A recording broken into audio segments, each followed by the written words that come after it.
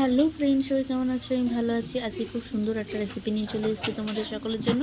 পুঁটি মাছের ঝাল বেগুন দিয়ে। চলো কীভাবে করছি দেখে নাও। পুঁটি মাছের মচমচে করে ভাজা করে নিচ্ছি। এরপর মাছগুলো ভাজা খেতেও দারুণ ভালো লাগে, তো কিছুটা তুলে রাখবো, কিছুটা করবো। এরপর লম্বা লম্বা করে বেগুন কেটে নিয়েছি, বেগুনগুলোকে তেলের মধ্যে ভাজা করে নেবো।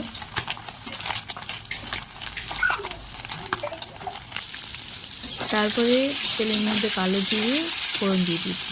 তেলটা কালো জিরে চড়বড় করে এলে দিয়ে দেবো পেঁয়াজটাকে ভালো করে নাড়াচাড়া করে দিয়ে দেবো একটু নুন, যাতে পেঁয়াজটা পুরো গলে যায়। এরপর একটু আদা রসুন পেস্ট আর টমেটো কুচি দিয়ে দেবো। তো ভালো করে নাড়াচাড়া করে কষিয়ে নিয়ে দিয়ে দেবো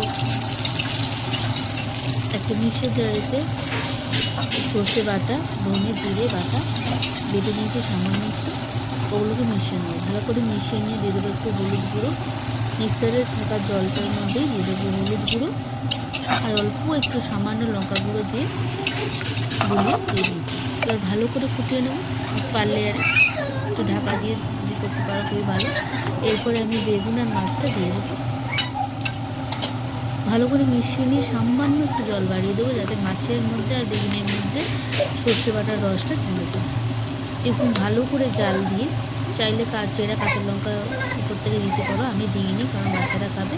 কসুরি মেথি ছড়িয়ে দিয়ে সামনে একটু কাঁচা সর্ষের তেল দিয়ে নামিয়ে দিয়েছি মাখা করে।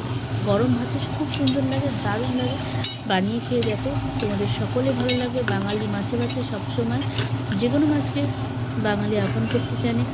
তো খেয়ে দেখো, ভালো লাগবে তোমাদের। লাইক কমেন্ট শেয়ার করে পাশে থেকো। ভিডিওটা ভালো লেগে থাকলে শেয়ার করে দিও।